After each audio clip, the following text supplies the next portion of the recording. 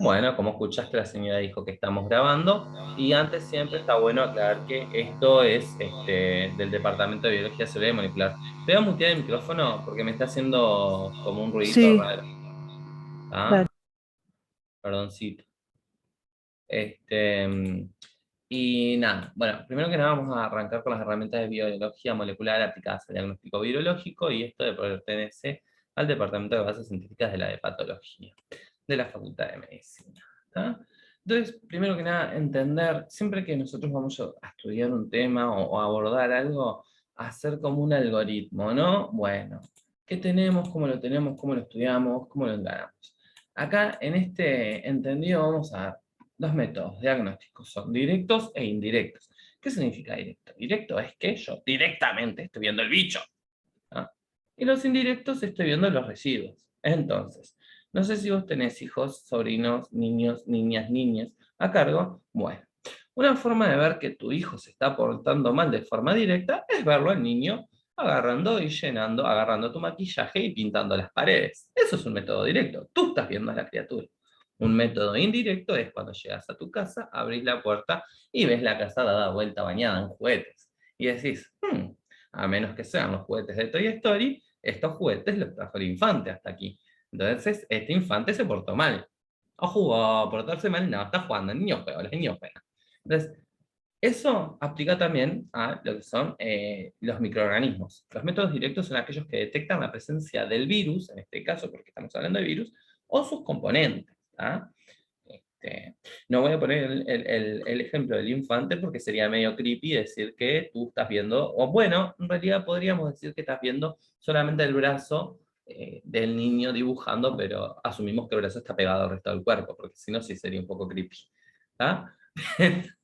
Entonces, eso sería un método directo, que vos ves el virus o partículas de ese virus, ¿tá? Antígenos, por ejemplo, los métodos antigénicos. Bueno, sí, está. No me. Sí, está bien. El antígeno es directo, porque es el antígeno, es una partecita del virus. No es lo mismo que el anticuerpo. Y acá tenés aislamientos virales, partículas virales, antígenos virales, genomas virales, y ahí te muestra distintas técnicas como el aislamiento, la microscopía electrónica, la inmunofluorescencia, los ELISA, que son los ensayos mediados por enzimas, también tenés los genomas virales mediante hibridación, PCR, que es la reacción en cadena de la polimerasa. ¿Ah?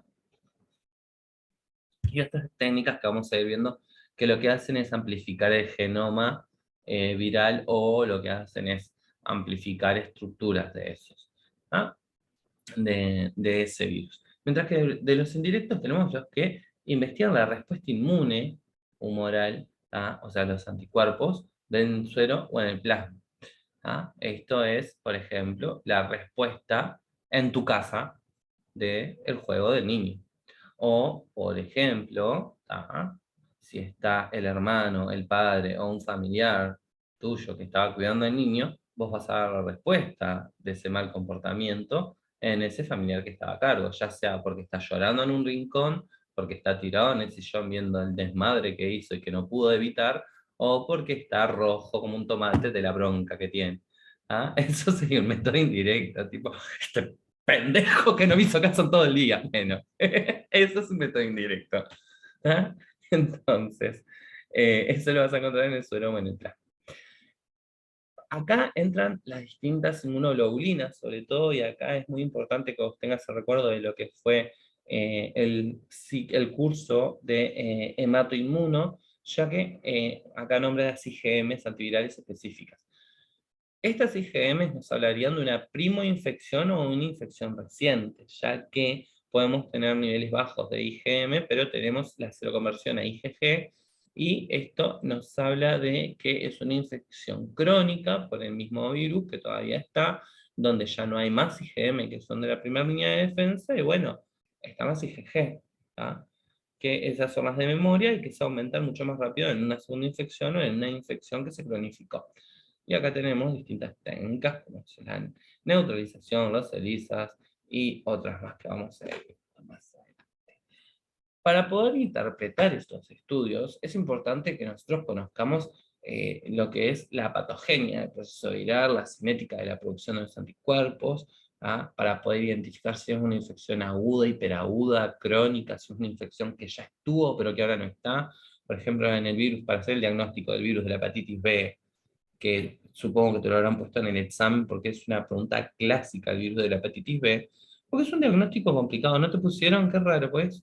Un diagnóstico complicado en donde uno realmente, de hecho no es complicado si uno lo piensa, pero, por ejemplo, una infección puede ser que una persona haya estado con infección si tiene antígeno, o sea, tiene una infección activa, si tiene antígeno Australia, pero pudo haber tenido la infección si tiene el anticuerpo contra las proteínas de la Australia, o si tuvo las del core, ahí tenés que ver si está inmunizado, o si tuvo la infección, o si tiene una infección, y eso vamos a ver, se da en función de si tiene antígenos o anticuerpos, y anticuerpos a qué. Entonces nosotros eso tenemos que conocer esos perfiles para poder saber a qué diagnóstico podemos llegar.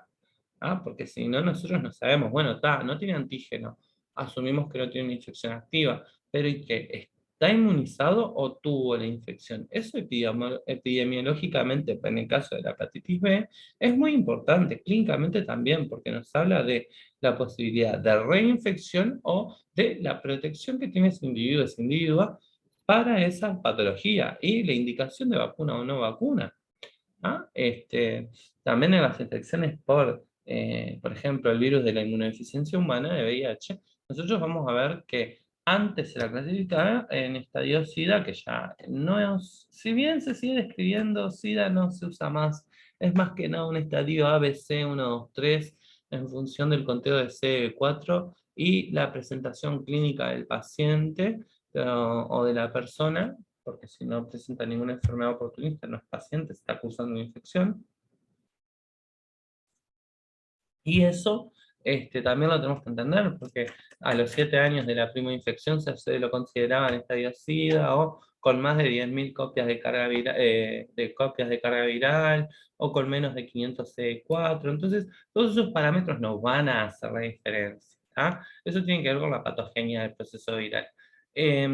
A las características virales y del paciente también, porque si tenemos tenemos una persona que está inmunocomprometida, claramente el proceso viral va a tener una presentación diferente. Son las llamadas infecciones atípicas, que lo vas a ver que es muy frecuente, sobre todo en personas inmunocomprometidas, tienen presentaciones atípicas a morir. Es más, siempre está y como premisa y para la vida vos tenés que tener en cuenta de que lo más probable es que una persona inmunocomprometida tenga una presentación atípica de un germen típico antes de que tener un germen atípico. Es muy común, es más frecuente que tengan gérmenes atípicos, porque son gérmenes que en personas inmunocompetentes no estarían presentes, pero como estas personas tienen su eh, inmunidad afectada, en el caso de las personas que viven con VIH, es debido a la depresión de los linfocitos TSE4, que son los linfocitos helper, que son los que ayudan a la maduración de los linfocitos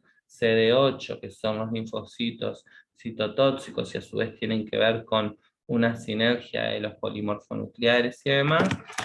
Ya me estoy yendo un poco, pero todo tiene que ver también con esto, porque tenemos que hablar, estamos hablando del estado inmunológico de las personas, de las características del paciente. Se va a comportar distinto. El estadio de la infección también, como esto ya más o menos un poco lo abordamos, y la infraestructura del laboratorio, por supuesto, que no vamos a estar en palo solo, no vamos a poder hacer los mismos estudios que vamos a hacer, por ejemplo, el Massieu Pasteur dentro de nuestros medios, ¿no? Digo, o hay estudios, por ejemplo, el multiplex es algo que en pediatría se hace solamente en el pediatría rosal, se hace en cualquier lado. Es un estudio que es muy bueno, muy efectivo y que se hace solamente frente a una muy puntual indicación, ya que es caro y bueno, y no se hace así nomás. Y los recursos humanos que tengamos, porque también necesitamos personas preparadas para poder realizarlos. Entonces, las muestras para el diagnóstico virológicos este, podemos tomarlas de medios de cultivo, que son a partir de exudados, o podemos tomarlos también de eh, la persona en sí misma y el sitio de infección. Entonces, puede ser, por ejemplo, líquido cefalorraquídeo, puede ser muestras, pueden ser heces, puede ser sangre o suero, ¿ah? Y estas las podemos hacer eh, en función de si queremos hacer un diagnóstico directo o indirecto, las vamos a cultivar o las vamos a observar directamente en el microscopio. En general, en virus, lo que se suele hacer es cultivarlas, se suele hacer cultivos celulares. No siempre, a veces no. Vamos a ir viéndolo, pero está. Como decíamos anteriormente, hay que conocer la patogenia que es la infección viral y las características del agente y el estadio de la enfermedad para ver, porque si yo tengo una meningitis, la voy a buscar en el líquido cefalorraquídeo, no voy a buscar igual una meningitis viral se da, ¿ah? Es una meningitis viral, se da, la vamos a ver, solo que es el líquido cefalorraquídeo, tenemos que tener presente eso, de que vamos a tener capaz citoquinas, quimioquinas, vamos a tener factores inflamatorios, que capaz que lo vemos más en el citoquímico, pero no vamos a tener, no sé, la hipoglucorraquia, la hipoglucorraquia y la hiperproteinorraquia, que veníamos en una meningoencefalitis aguda bacteriana supurada, ¿no? En una MEAS, la meningoencefalitis aguda supurada. Ahí sí veníamos la hipoglucorraquia, la hiperproteinorraquia, la leucorraquia, porque vamos, es un proceso infeccioso bacteriano. En este caso, que no va a ser bacteriano, no lo vamos a ver. Y así para otros. Nosotros no vamos a ver elementos tantos de disentería en virus, en las diarreas virales no se ve de elementos de disentería, pero en las bacterianas sí. Entonces, se pueden hacer cultivos o se pueden hacer estudios directos.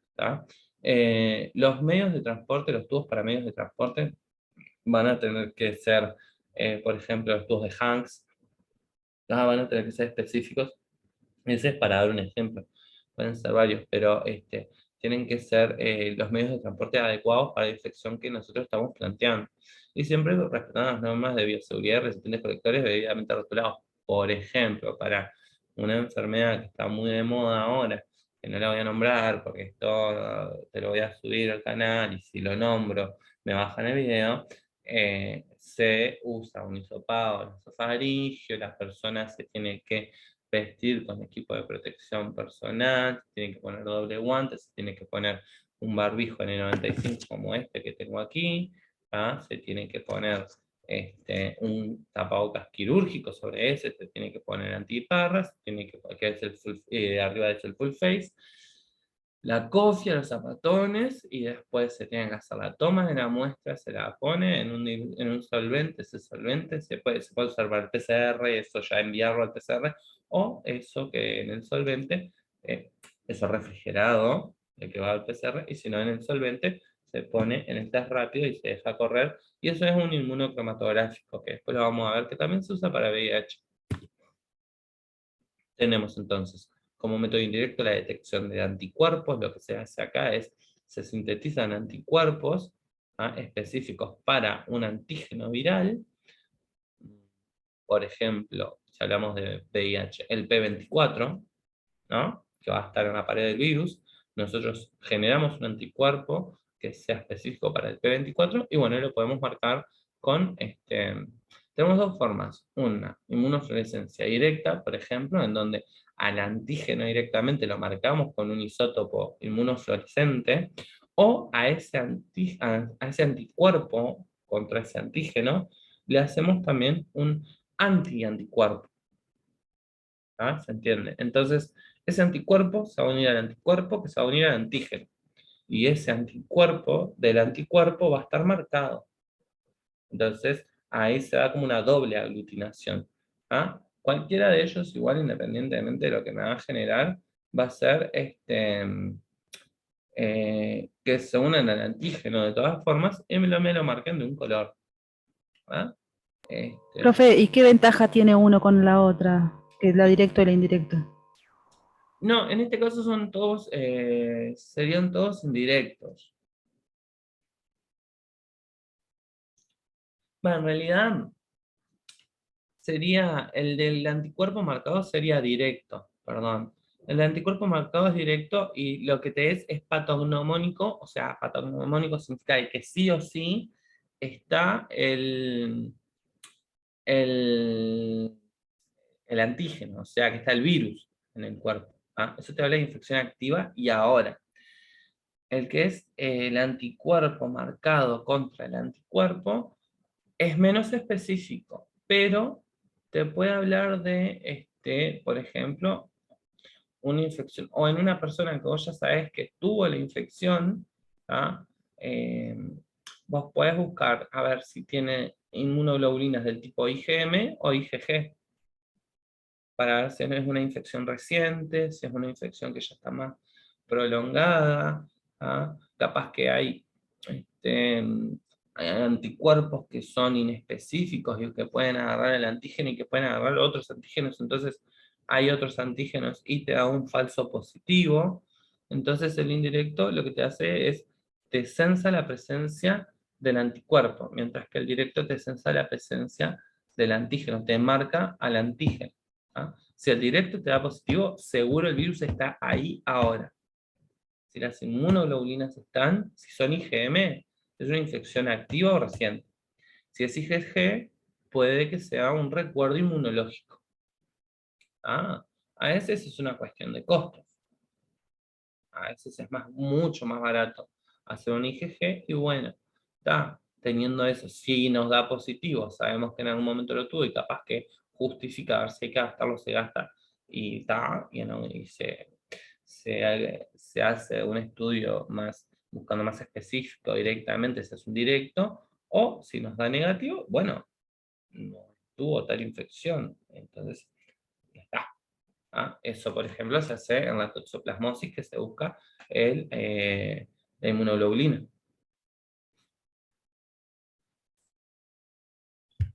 Y después tenemos los enzimo-inmunoensayos. Esto, por ejemplo, el ELISA. Para cuando hablamos de HIV, tenemos el ELISA. Que lo que se hace es, bueno, antígenos que están unidos a las superficies, a los cuales hay anticuerpos conjugados por enzima, que se unen a esos antígenos, y luego lo que se mide son los sustratos y la interacción en realidad entre el sustrato y la enzima, y hay un cambio en la coloración, o sea, se lo marca, y se ve un cambio en la coloración si está esa enzima que está pegada al anticuerpo. Esto es lo que nos da, por ejemplo, los inmunos cromatográficos. ¿Te acordás de cómo funcionan las enzimas, no? De que necesitan un sustrato, si ese sustrato está, actúan sobre él y forman un producto. Bueno, en este caso, si se forma el producto, lo que nos va a dar es que ese producto se puede marcar, ¿ah? Y si se marca, cuando se libera, cuando se forma, nos da la bandita de color. ¿No? Esto también se ve en esta enfermedad respiratoria que está ahora en el 2020, se ve en el VIH, en los inmunocromatográficos, sobre todo, este es uno enzimográfico, pero también los inmunocromatográficos también se utilizan. Entonces tenemos que hay distintas aplicaciones técnicas moleculares en los análisis de los estudios, ¿tá? De los ensayos, eh, para los ácidos nucleicos virales. ¿Tá? Entonces tenemos que sirven para diagnóstico, para tamizaje. ¿Te acordás que tamizaje es screening? ¿Tá? Es como pesquisa. Para el monitoreo del tratamiento, por ejemplo, la valoración de la carga viral, y para la genotipificación, que eso es muy importante. Entonces, diagnóstico tenemos en la encefalitis, ¿tá? El virus de herpes zóster, el virus de, eh, bueno, no me acuerdo cuál era ese otro, realmente Marsh, no te voy a mentir. En la meningitis también, el enterovirus es otro, en las infecciones respiratorias, depende de la edad, también influencia de adenovirus. El virus respiratorio sincicial, sobre todo, es el más importante en la edad pediátrica, cuando hablamos de bronquiolitis. En la infección de VIH, periodo de ventana, es un término medio nefasto que está. No son 6 meses como se creía antes, tampoco un año, tampoco un mes. depende en realidad del tipo de técnica que se esté utilizando. Los inmunocromatográficos de tercera o cuarta generación manejan un periodo de ventana de 2 a 3 semanas, así que desde el contacto a las 2 3 semanas de la primera infección, ya con inmunocromatográficos, o sea, test rápidos, ¿tá? De tercera o cuarta generación, ya podemos tener un resultado bastante fiable. Y en el virus de la hepatitis C, por la transmisión vertical también. La transmisión vertical esa que se da de madre a hijo o hija, ya sea a través de la placenta, a través del parto o a través de la lactancia. Son las tres posibilidades que hay de transmisión vertical. Para lo que es el tamizaje, o sea, el screening, esto se usa para los bancos de sangre. En Uruguay, hasta el año pasado, los hombres que tenían sexo con otros hombres no podían donar sangre, según el decreto 358 del año 2000 o 2002. Si habían tenido relaciones sexuales en los últimos 6 meses, independientemente de si hubieran usado preservativo o no. Lo cual no tiene sentido, porque toda sangre que se procesa en los bancos de sangre va a llevar un proceso de tamizaje, no solo para serologías de infecciones de transmisión sexual, porque claramente esto venía de la mano del miedo de la transmisión de VIH-Sida, que en Uruguay no existe la transmisión por transfusión, no existe, y se hace tamizaje para otras serologías, para otras enfermedades. Y lo más coherente en realidad sería que si tuviste relaciones sin preservativos en el último mes, bueno, no puedas donar, porque después sabemos que los métodos diagnósticos sí son efectivos. Entonces ahí sí podemos hacer un tamizaje adecuado y ver si esa persona está cursando una infección por VIH. Y de paso, además de evitar la transmisión a una persona que va a recibir la muestra, poder empezar la atención de la persona que está con la infección, cursando la infección, ¿no? Que sería una oportunidad buenísima, porque podemos captarla a tiempo. Pero bueno, está. ¿Criterio? ¿Para qué? En fin. Sí. Bienvenida a la medicina. No creas, Grey's Anatomy, ER es toda una mentira. Espero que conozcas ER, si no me voy a sentir personalmente ofendido. ER es la mejor serie médica, y después vinieron todas estas copias baratas, como Grey's Anatomy y todas estas boludeces. Sala de Emergencias, la mejor serie de médicos y la más realista que he visto en mi vida. The Good Doctor, recomiendo también, está muy bueno. Bueno, nos quedan 10 minutos, no sé por qué. Porque yo entré el teléfono, entonces nos quedó como que habíamos más de un participante. Bueno, después hemos derivado también por el virus de la hepatitis B, hepatitis B, el HIV y el virus de la hepatitis C, como monitoreo para valoración de la carga viral, ya que es uno de los parámetros más importantes. En realidad, el parámetro de que nos habla de un adecuado, de una respuesta adecuada al tratamiento antirretroviral en el VIH, no es el conteo de CD4, como cree la mayoría de la gente. En realidad es la carga viral, porque si nosotros reducimos la carga viral, esos virus dejan de destruir los CD4. Y si no se destruyen los CD4, en consecuencia aumentan. Entonces, el objetivo del tratamiento antirretroviral, que esto creo que es pregunta de examen, creo no, es pregunta de examen porque lo he visto, no es aumentar el conteo de CD4, es reducir la carga viral. El aumento del conteo de CD4 es consecuencia de la reducción de la carga viral. Y después tenemos la genotipificación, ya que hay resistencia a antivirales y para el pronóstico. Y esto es muy importante porque tenemos que educar a las personas, por ejemplo, que viven con VIH, para explicarles la importancia del uso de preservativos, aunque sea una pareja cero concordante, o sea, que sean dos personas que viven con VIH, porque a veces al ser las dos personas viviendo con VIH, si no es tan intransmisible eso, o sea, indetectable, si están indetectables pueden tener reacciones sin preservativos que no van a transmitir el VIH. Y yo sé que rechina un montón pensar que una persona con VIH puede tener sexo sin preservativo y no transmitir el virus. Una persona indetectable no transmite el virus. Eso está demostrado por todos los ensayos que hay. Ahora, si no están las dos personas indetectables, lo que ocurre es lo que se llama la reinfección.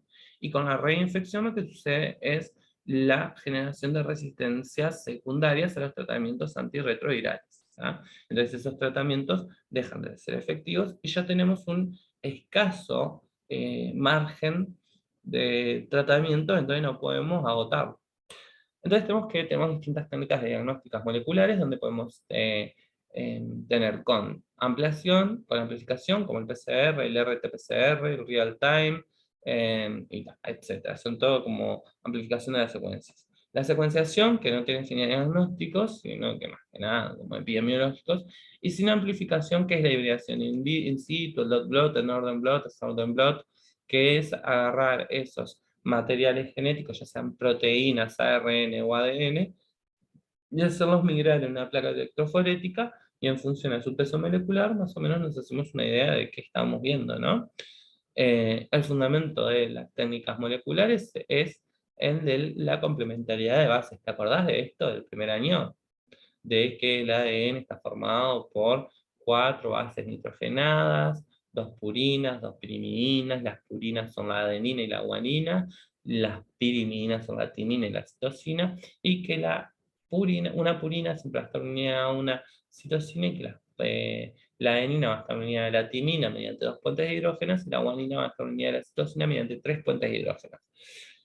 Nosotros agarramos del ADN original una hebra, un segmento, lo dividimos en 2 bases. Lo que hacemos es luego un apareamiento de bases, y conseguimos 2 moléculas idénticas mediante este apareamiento de bases, que se da con endonucleasas y demás, y logramos em, digamos, amplificar e identificar, porque podemos marcar las distintas bases nitrogenadas con marcadores de distintos colores, y así lo que podemos hacer nosotros es secuenciar ese ADN de ese virus, en este caso, pues un teórico de virus, que estamos estudiando. También tenemos técnicas sin amplificación que implican la hibridación in situ. Lo que se hace entonces es se fija un tejido, lo que se hace es se lo envía en parafina, se lo corta en rodajas muy chiquititas. Esa muestra de tejido que está en una rebanada, porque hablamos en español Discovery Kids, y decimos rebanada y emparedado. Si tenés hijos chicos, debes estar podridas del emparedado, el pastel, el lodo y el columpio. Lo que se le hace, se le saca la heparina, ¿tá? Y lo que se hace es se activa la muestra, ¿tá? Se hibrida, y luego se lo lleva a la microscopía, ¿tá? Lo que se le pone a veces son distintos anticuerpos marcados, o se le pone también anticuerpos que tienen enzimas, como son las ELISAs, y ta. Y ahí lo que se ve es eso, qué anticuerpos se le pega, como una aglutinación. ¿Ah? Entonces ahí nosotros vemos cómo tenemos una hibridación con fluorescencia in situ. Vemos el bicho que estamos queriendo estudiar, que le hicimos el anticuerpo específico, y lo vemos marcado con inmunofluorescencia. Acá tenemos la amplificación de PCR, que básicamente lo que hacemos nosotros es agarramos una secuencia del ADN original, lo cortamos, los denaturalizamos, agarramos una base, que es el primer, que va a ser nuestra secuencia molde, y empezamos el proceso de elongación, que se va a dar del extremo 5' a 3', como se da en los procesos de amplificación en condiciones naturales. Y lo que nos permite esto es que a partir de un segmento de ADN nosotros podemos replicar una gran muestra. Entonces nosotros con un cachititito solo no podríamos saber de qué se trata, de qué virus se trata. Pero cuando logramos replicar esa cantidad de ADN, muchas veces vamos a tener una muestra grande, y esa muestra grande sí la vamos a poder estudiar. Entonces, para lograr una mezcla estándar para un PCR necesitamos un buffer que nos va a dar los iones, las sales, eh, y además nos va a proveer del pH adecuado. Vamos a tener también cloruro de magnesio, diferentes dinucleótidos trifosfatos como ATP, GTP, CTP, TTP, los primers, que van a ser los cebadores, van a ser las muestras que nosotros vamos a querer amplificar, la Taq polimerasa, que va a ser la que nos va a polimerizar esa muestra, agua y el ADN muestra. Acá tenemos el PCR a tiempo real versus el real time PCR. No, me cambia muchas cosas. Uno te lo tira en la computadora en grafiquitas y el otro en gel de agarrosa. Eso que lo haga el laboratorista me chupa un huevo. Yo quiero un diagnóstico. O sea, perdón, pero es así. Y acá tenemos, bueno, está, todas las cosas que nos pueden dar, el multiplex, el nest, el RT, Hotstart, Touchdown, Assembly, Colony, está, todos los tipos de PCR que hay que también excede a lo que tenés que manejar tú. Y luego tenemos los sistemas automatizados, como el Film Array, ¿tá? Que lo que tiene es que es muy caro, lo que tiene de bueno es que nosotros ponemos, ponemos las muestras, ¿tá? No precisa que se pipetee, y se procesa rápido en aproximadamente 1 hora. ¿Ah? Y ahí nos va a dar, pero todito lo que es bicho. ¿Ah? Acá tenemos también el GeneXpert. Que el GeneXpert, a diferencia de esto, no solo nos va a dar, a diferencia del FilmArray, nos va a dar tanto virus como bacterias. Y el GeneXpert, sí, es más, no, GeneXpert es virus, perdón, estoy pensando en el multiplex. ¿Ah?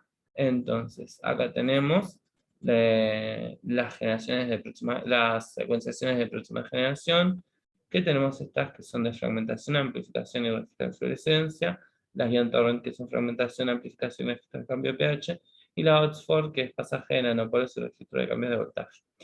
Esta es la bibliografía, estamos a 1 minuto 20 de que se terminara la clase, llegamos como que uff. Los libros que se recomiendan son Médica Cuarto, la de Isán Carvajal Oruña, el capítulo 3 y 9, y del tema de bacteriología y virología, el capítulo 5. Que esto también está bueno como para saber qué hay que leer y no leer tipo, todo sin ningún criterio y no saber qué filtrar y qué no filtrar. Entonces, en cuanto a las técnicas de estudio de diagnóstico virológico, estaríamos completos. ¿Dudas, consultas, insultos? No, impecable. Perfecto. Como es, eso ya lo repaso ahora y ya lo dejo archivado. Perfecto. Y ahora arrancamos con bacterias, ¿está? Está genial, ¿verdad?